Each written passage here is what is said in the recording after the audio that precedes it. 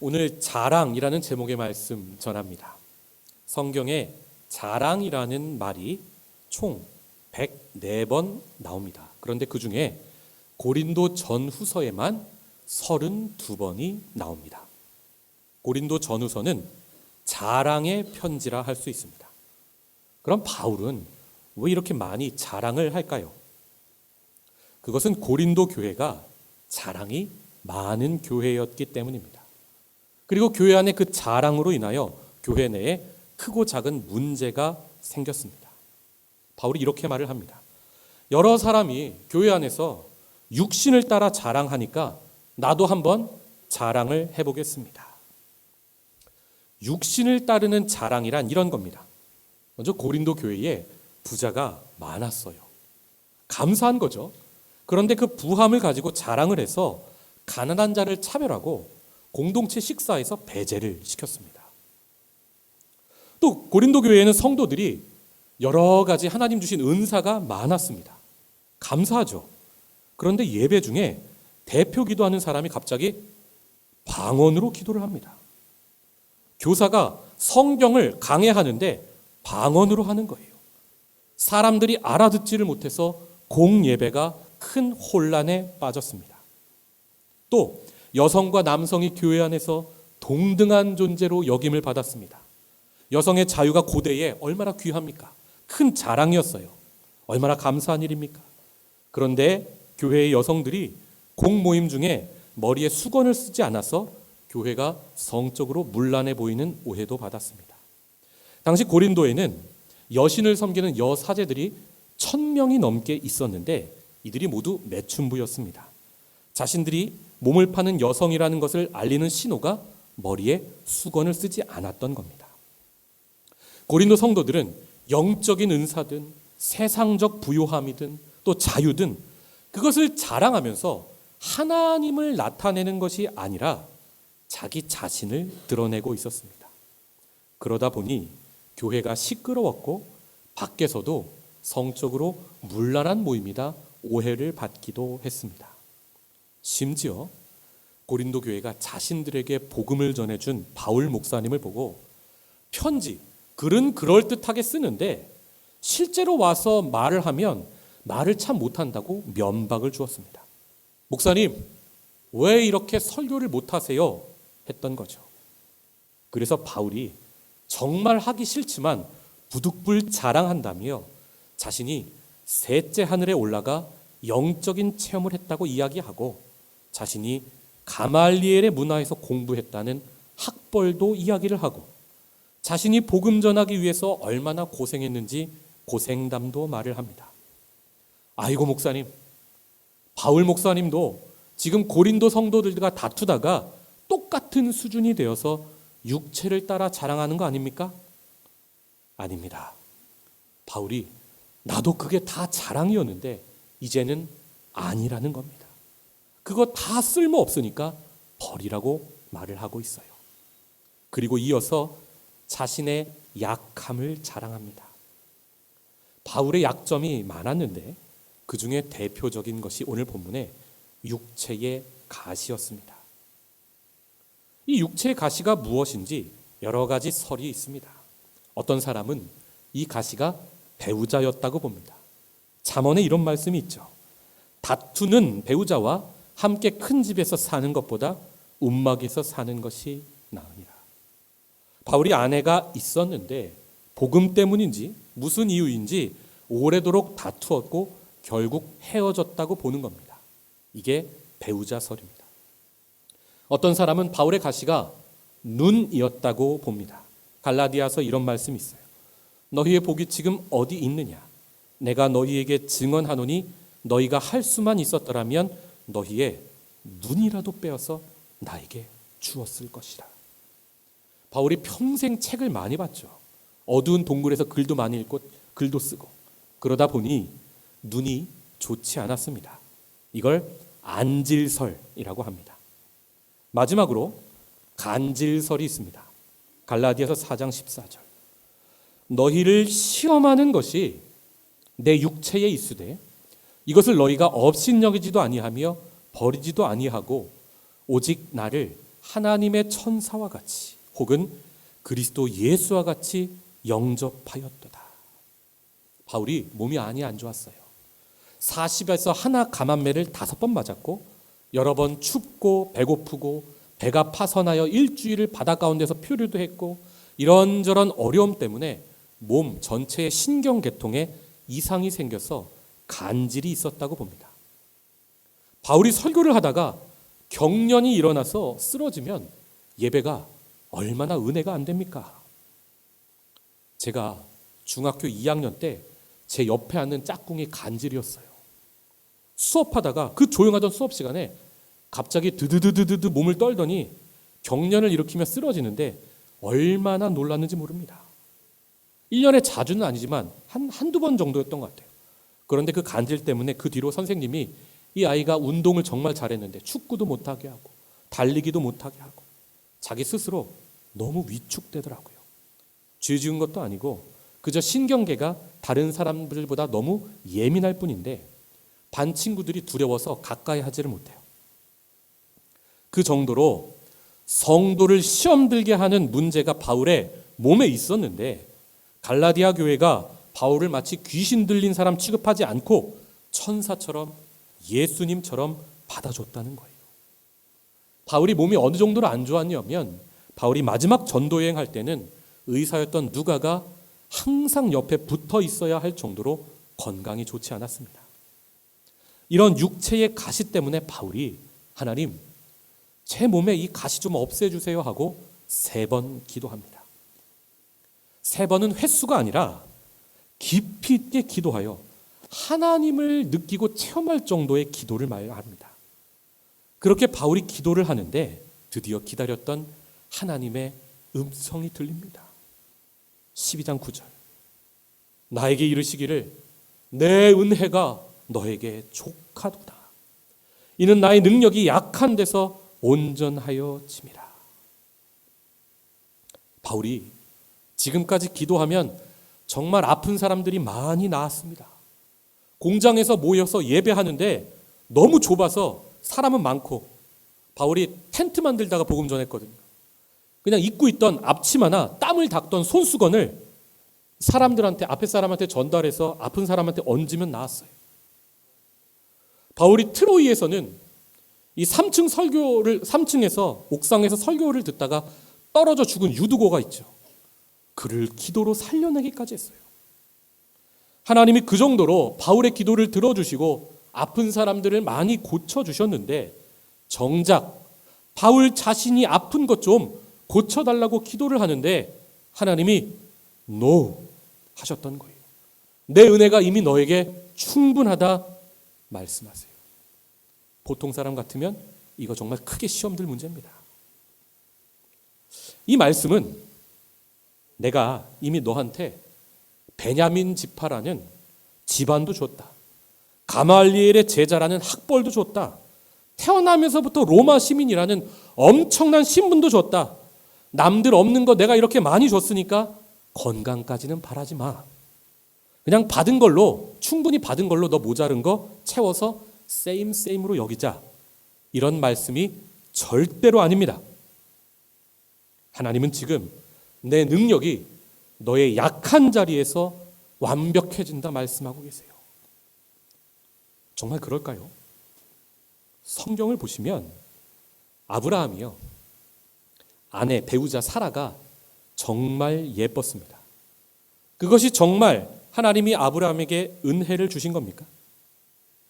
아브라함은 아내가 너무 예뻐서 어딜 가든 아내를 빼앗길 위기가 있었고요. 남편인 자기 죽이고 사라 데려갈까 봐 남편이라고 소개도 못하고 누이라고 속여야 했습니다.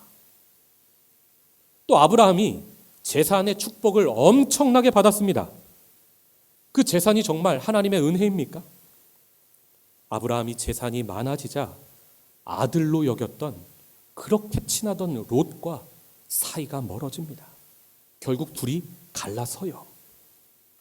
아브라함의 자랑은 예쁜 아내도 아니고 많은 재산도 아닙니다.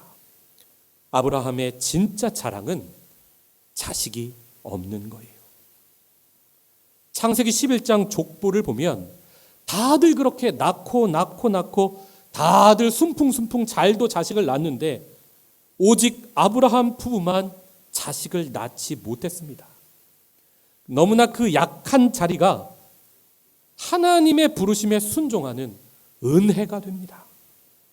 고향도 친척도 아비집도 다 버리고 부부가 오직 하나님 말씀만 따라서 순종할 수 있었던 것은 그들이 하나님밖에 의지할 분이 없었기 때문입니다. 야곱은 남들보다 머리가 뛰어났습니다. 남들이 안 보이는 수가 두수 세수 앞서서 보여요. 그것이 그의 자랑입니까? 야곱은 머리가 너무 잘 돌아가서 형을 속입니다. 아버지를 속입니다. 그가 사기꾼이 되어버립니다. 야곱의 진짜 자랑은 그가 간절히 원하던 장자로 태어나지 못하고 둘째로 태어난 것입니다. 얼마나 간절하면 뱃속의 태아가 형의 발목을 붙잡고 세상에 나왔을까요? 저는 야곱이 자기가 진짜 원하던 첫째로 태어났으면 하나님 안 믿었을 거라고 봅니다. 그가 둘째로 태어났기에 하나님만 의지하고 하나님의 선택을 받게 됩니다. 요셉은 아버지의 사랑을 독차지했습니다. 형들이 입지 못하는 색동옷, 채색옷을 입었어요. 그것이 정말 그의 자랑인 줄 알았습니다. 그런데 그 채색옷 때문에 요셉이 형들의 미움을 받고 죽을 뻔했습니다. 또 요셉이 정말로 잘생겼습니다. 야곱이 7년을 수일처럼 여기며 일해서 아내를 얻을 정도로 라헬이 예뻤으니 그 아들 요셉이 얼마나 잘생겼을까요? 그 외모가 정말 요셉의 자랑입니까? 요셉이 너무 잘생겨서 보디발의 아내의 유혹을 받았습니다. 여러분, 사람이 너무 잘생기면 정말로 인생이 피곤합니다. 제 이야기가 아니라 잘생긴 사람들 이야기를 들어보면 그렇습니다. 사람이 정말로 외모가 뛰어나면 유혹이 많대요. 여러분, 그런 유혹들 안 받아보셨잖아요. 정말 예쁘고 잘생긴 분들이 어디 있는 줄 알아요? 방송국에 있는 것 같죠. 술집에 그렇게 많대요.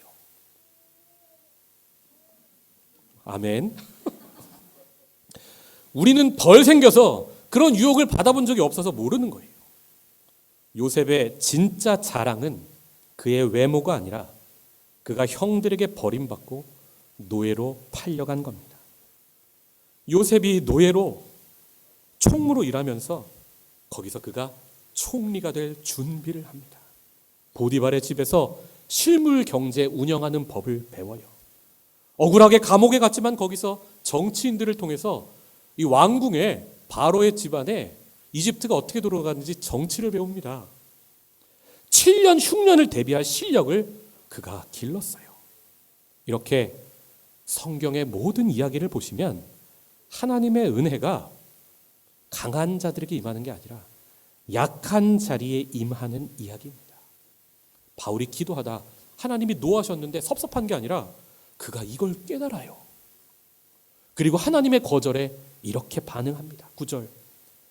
그러므로 도리어 크게 기뻐함으로 나의 여러 약한 것들에 대하여 자랑하리니 이는 그리스도의 능력이 내게 머물게 하려 함이라. 그렇습니다. 우리는 정말 하나님의 응답하심에도 기뻐하지만 하나님의 거절에도 감사를 합니다. 그 약한 그 자리, 너무 부끄러워서 피하고 싶은 나의 삶의 그 자리가 역설적이게도 예수의 능력이 머무는 자리가 되기 때문인 것입니다. 우리가 가장 약한 자리는요, 우리의 죽음의 자리입니다. 그 약한 자리에 앞으로 예수의 능력이 임하여 우리가 부활 생명을 경험하는 은혜의 자리가 되는 것입니다. 오늘 추수감사주일인데 저는 이 바울의 깨달음이 말씀을 듣는 여러분에게 임하기를 원합니다. 우리가 자랑하고 감사하고 기뻐해야 할 우리의 약함은 무엇입니까? 우리 시대의 정말로 약함은 쓸모없음입니다. 우리는 평생을 쓸모있는 존재가 되려고 노력을 해요. 토익 점수, 학점, 수능 잘 봐야 하고 어디서 무슨 경험을 했는지 스펙, 스페시피케이션이라고 하죠. 스펙을 이력서에 한 줄이라도 잘 쌓아서 국가나 회사에 내가 정말 쓸모있는 존재가 되려고 노력을 해요. 그런데 여러분, 이 삶 자체가 문제가 있어요.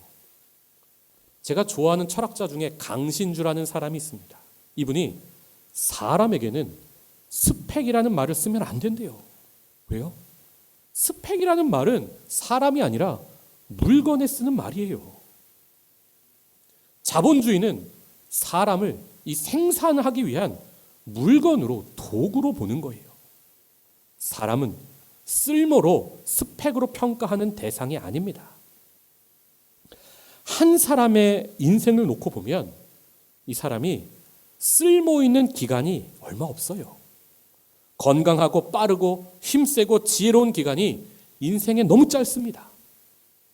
스핑크스의 수수께끼 다 아시죠? 아침에 다리가 4개, 점심에 다리가 2개, 저녁에 3개인 게 뭐냐? 나예요. 사람이 능력 있고 건강하고 아름다운 그런 시간은 인생의 3분의 1 정도밖에 되지 않는다는 거예요. 고대의 사람들이 우리보다 인생에 더 통찰력이 있었다는 거예요. 사람이 처음 태어나면 보세요. 똥도 오줌도 못 가리는 핏덩이에요. 그러다가 저렇게 4발로 기고요. 네, 죄송합니다. 제 딸 소은입니다. 머리도 없어요. 지금은 2발로 걷지만 아직 자본주의 관점, 돈의 관점으로 보면 사람 노릇하려면 한참 멀었습니다. 그러다 돈도 벌고 하겠죠. 그런데 몇십 년 후면 허리가 굽어져요. 지팡이가 필요한 노인이 되고 결국 늙고 죽습니다. 이 철학자 강신주가 사랑을 이렇게 말하더라고요. 사람이 쓸모없어졌을 때 버리지 않고 옆에 있어주는 것. 그게 사랑이래요. 그러니까 여러분, 지금 여러분 돈 잘 버십니까? 인생이 잘 나가십니까? 그때 옆에 사람이 있는 거, 사랑해야 하는 거 모른다는 거예요. 언제 알아요? 내가 쓸모없어졌을 때 내 옆에 있으면 그게 정말 사랑이라는 거예요. 아이가 아무짝에도 쓸모없죠. 그런데 부모가 옆에 있어줘요. 왜요? 사랑하니까. 똑같이 나중에 부모님 늙고 병들고 안타깝지만 치매도 옵니다. 너무 보고 싶어서 부모님한테 갔는데, 아들, 딸이 갔는데 누구세요? 얼마나 가슴이 미어집니까? 근데 그때도 쓸모없는 그 부모를 버리지 않고 함께 있는 것, 이게 사랑이라는 거예요. 여러분, 이 사랑의 정의가 정확히 하나님이 우리에게 하시는 행동이 사랑입니다. 나를 쓸모로 보지 않으시고 내 존재 자체로 기뻐해 주시는 것. 보혜사 성령을 보내셔서 내가 너를 떠나지 않겠다, 버리지도 않겠다, 손 꼭 붙잡아 주시는 것. 그렇게 우리를 하나님 나라 이르기까지 동행해 주시는 것. 이것이 하나님의 큰 사랑입니다. 엘레나 파스킬리의 새 나무 이야기라는 동화책이 있습니다. 옛날 어느 산 꼭대기에 나무 셋이 있었는데 이들이 장차 커서 뭐가 되고 싶은지 장래 희망에 대한 이야기를 이렇게 나눕니다. 첫 번째 나무는 나는 아름다운 보석 상자가 되어서 세상의 온갖 보석들을 다 담고 싶다 이야기했어요. 두 번째 나무는 나는 왕을 태우는 튼튼한 배가 되어서 온 세상을 항해하고 싶다고 말했어요.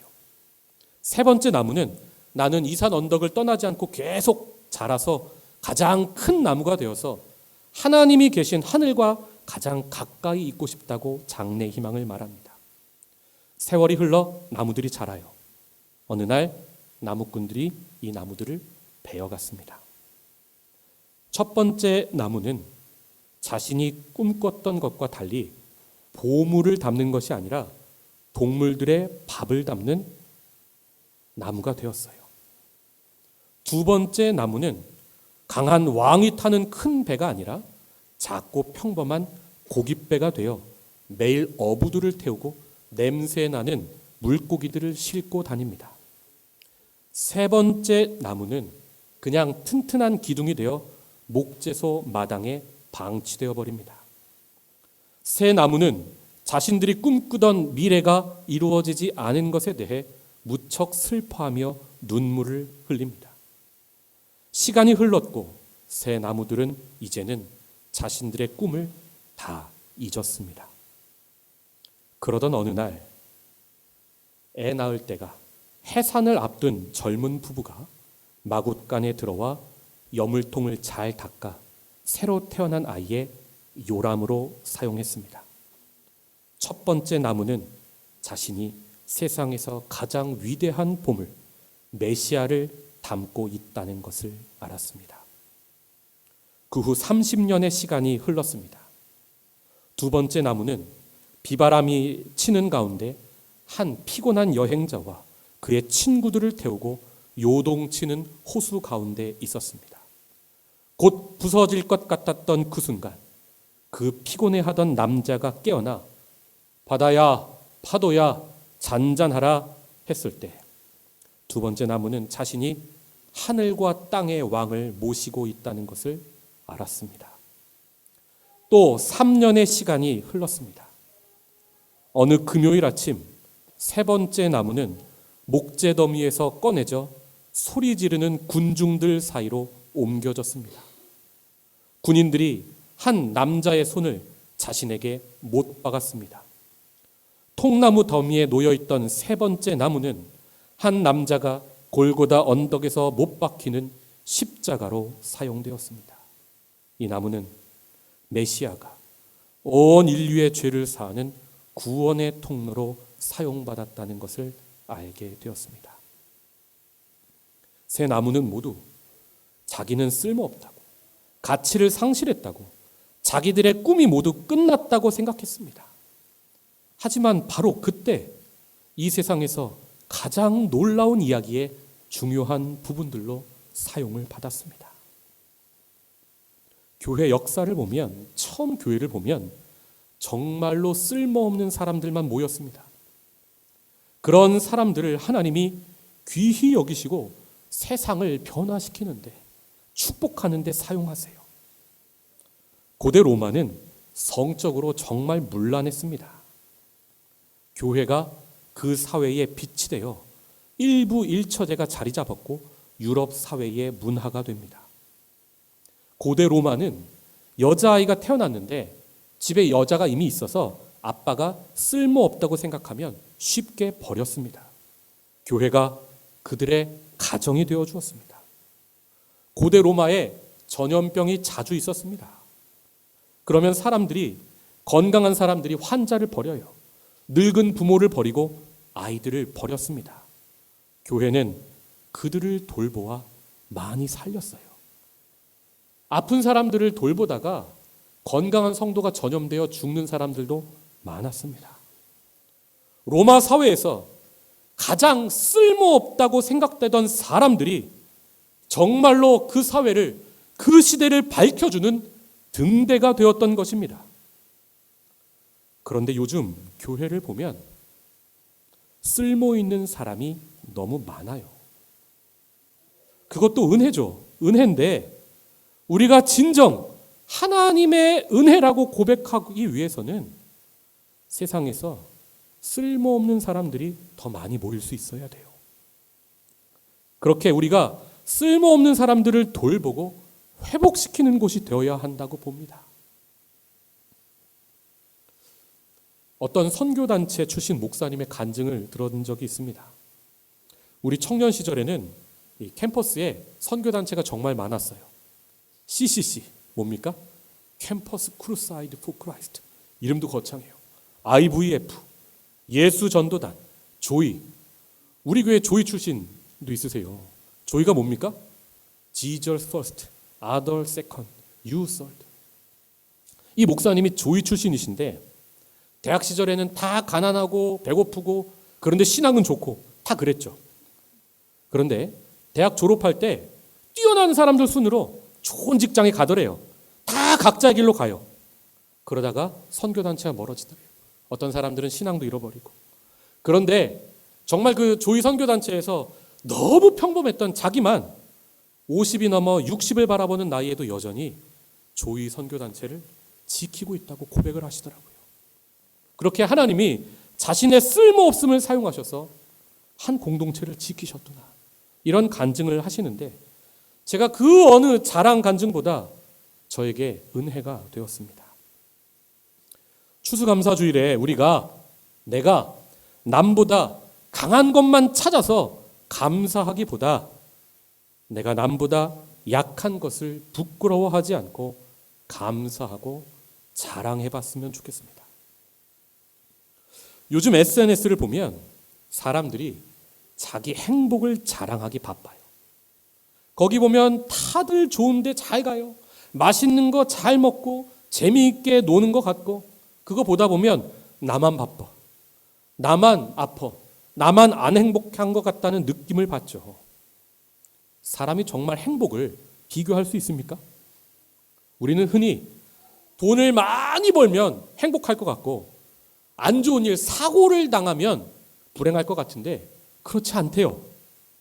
학자들이 연구를 했는데, 거액의 로또에 당첨된 사람들과 교통사고가 나서 어디를 절단한다던가 하는 장애를 갖게 된 사람들의 행복을 비교 연구해 봤습니다.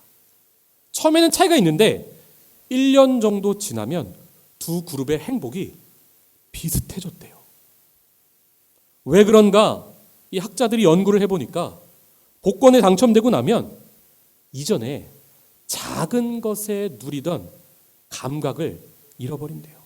가족과 어쩌다 한번 외식할 때, 그 고기 먹을 때 누리는 기쁨, 친구들과 과자든 아무것도 아닌데 피자 한 판 같은 거 펼쳐놓고 이런저런 수다 떨면서 보내는 즐거운 시간, 그런 작은 거에 기쁨을 누리는 감각이 없어진대요. 반대로 장애를 갖게 된 사람들 가운데 처음에는 너무 힘들지만 이전에 당연했던 것들이 감사한 걸로 바뀌기 시작한대요. 작은 거 하나에 즐거움을 누리기 시작한다는 거예요. 그래서 행복도가 올라온대요. 학자들은 이걸 보고 이 정서적 면역 시스템이라고 부릅니다. 왜 우리가 극장 같은 어두운 데 있다가 밝은 데 가면 처음엔 눈부셔서 아무것도 안 보이지만 몇 분 지나면 잘 보이죠. 반대로 밝은 데 있다가 어두운 데 들어가도 처음엔 잘 안 보이지만 몇 분 지나면 잘 보이는 것처럼, 이처럼 인생에 아무리 밝은 일, 좋은 일이 오래 생겨도 기쁨은 오래가지 않더래요. 인생에 어두운 일, 큰 시련이 닥쳐도 슬픔이 오래가지 않고요. 무슨 뜻입니까? 하나님이 광야 같은 이 세상을 살아갈 수 있도록 우리 사람의 마음을 건강하게 창조하셨다는 거예요. 그런데 이 마음의 건강을 해치는 일이 두 가지가 있답니다. 하나는 내 인생 중에 한때를, 어느 때를 지나치게 미화하는 것이고, 또 하나는 지나치게 나는 행복해야 돼, 나는 행복해야 돼, 행복에 집착할 때라고 합니다. 먼저는 이런 거예요. 우리 교회는 어느 목사님이 계실 때가 제일 좋았어. 제가 여러 교회에 있어 봤거든요. 교회 역사가 긴 교회일수록 과거에 집착을 해요. 그래서 오늘의 행복을 모르시더라고요. 또 이런 거예요. 가정에서 우리 집은 언제가 제일 좋았어. 개인의 인생도 내 인생은 그때가 제일 좋았어. 이러면 오늘의 행복이 사라진대요. 어느 고3 학생들이 수능을 앞두고 공부할 때 얼마나 힘듭니까? 힘들다 투정하다가 야, 우리는 중학교 때가 정말 행복했어 했대요. 그걸 듣고 선생님이 기가 막혀서 얘들아, 너희 지금 힘든 것 같아? 대학생 졸업할 때가 힘들 것 같아? 지금 힘들 것 같아? 하니까 애들이 곰곰이 생각하다가 대학생 때가 더 힘들 것 같아요. 그렇지. 그러면 더 생각해보자. 대학생 때가 힘들 것 같아? 직장 다닐 때가 힘들 것 같아? 애들도 다 알아요. 대학생 때보다 직장 다닐 때가 더 힘들 것 같아요. 그렇지. 얘들아, 그러고 보면 지금이, 오늘이 제일 행복한 거네. 지금을 감사하게 생각하며 살아 하셨대요. 성도 여러분, 우리가 인생의 어느 때만 지나치게 미화하면 하나님이 지으신 마음의 건강이, 정서적 면역 시스템이 망가진대요. 둘째로, 우리가 나는 행복해야 돼, 행복 자체에 지나치게 집착하면 이게 또 망가져요. 역사상 현대인들처럼 행복에 집착하는 시대가 없었어요. 그런데 역설적으로 현대인들이 가장 불행을 느낀대요. 개인의 행복과 쾌락 추구를 가장 중요한 가치로 여기는 사회의 가장 큰 특징이 뭔지 아세요? 우울증이에요. 미국은 성인의 3분의 1이 우울증을 경험하고 있고요. 영국은 무려 성인의 절반이 우울증 때문에 고민을 하고 치료를 받은 경험이 있대요. 까미는 이렇게 말했습니다. 행복이 무엇인지 계속 묻는다면 결코 행복해질 수 없다. 루즈벨트 대통령의 부인 엘레너는 이렇게 말했습니다. 행복은 목적이 아니라 부산물이다. 행복해지고 싶다는 집착, 남에게 행복해 보여야 한다는 유혹에서 벗어나 그냥 오늘 나 있는 모습 그대로를 받아들일 수 있는 마음, 그게 자유래요. 어느 분이 행복을 이렇게 말씀하시더라고요. 자전거를 타고 가다가 잠시 그늘에서 시원한 바람이 불어올 때 느끼는 상쾌함. 정말 그렇죠. 그래요. 인생에 언덕도 있고 땡볕도 있고 그래도 포기하지 않고 사명을 향해, 목적을 향해, 부르심 때문에 계속 그 길을 가다 보면 잠시 시원한 바람을 만나듯 우리가 행복해진다는 겁니다. 저는 목사니까 찬송가만 부를 것 같죠? 아닙니다. 저도 좋아하는 노래가 있어요. 제가 좋아하는 가수 중에 곽진원이라는 분이 있습니다. 이 청년이 슈퍼스타 K 마지막 무대에서 부른 노래가 자기가 직접 작사 작곡한 자랑이라는 노래예요. 노랫말이 이래요. 요즘 내가 겁이 많아진 것도, 또 자꾸만 의기소침해지는 것도 나보다 따뜻한 사람을 만나서 기대는 법을 알기 때문이야. 또 말이 많아진 것도, 그러다 금세 우울해지는 것도 나보다 행복한 사람을 만나서 나의 슬픔을 알기 때문이야. 마음이 따뜻한 사람이 되고 싶어요. 나의 품이 포근하게 위로가 될 수 있도록. 사랑을 나눠줄 만큼 행복한 사람이 되면 그대에게 제일 먼저 자랑할 거예요. 노랫말도 아름답지만 음율도 아름다워요. 아시는 분 같이 불러볼까요? 마음이 따뜻한 띄워주시겠어? 사람이 되고 싶어요.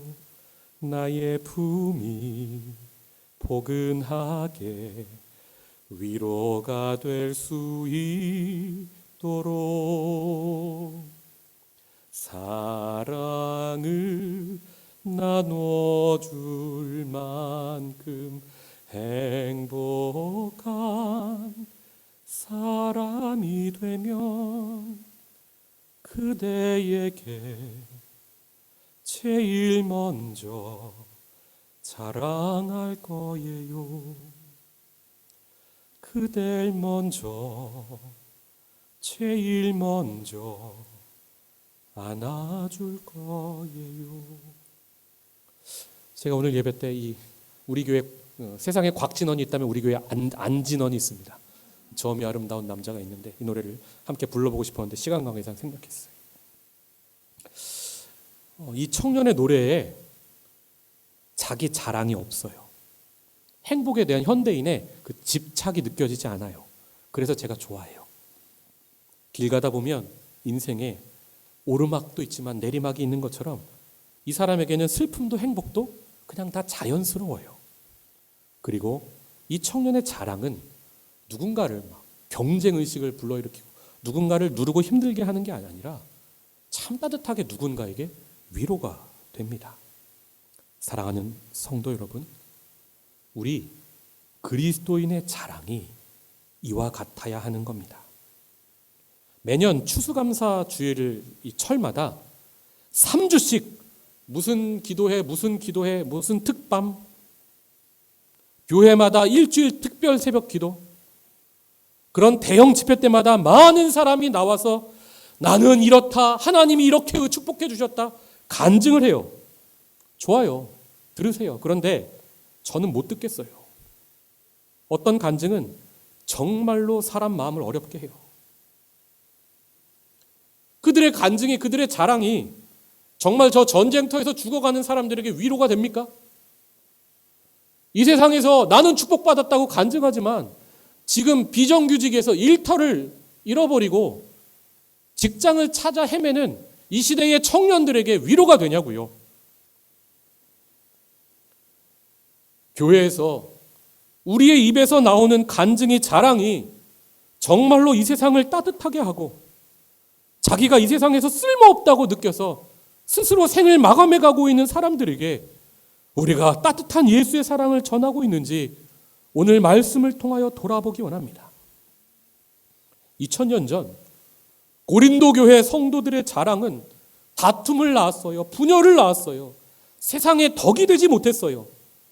하지만 정말 힘들어 있는 상황에, 억울해 있는 상황에 바울 사도 한 사람의 자랑은 2000년이 지난 지금까지도 그 사람의 자랑을 듣고 있는 모든 사람들의 마음을 따뜻하게 만듭니다. 그의 마지막 자랑이 이래요. 10절.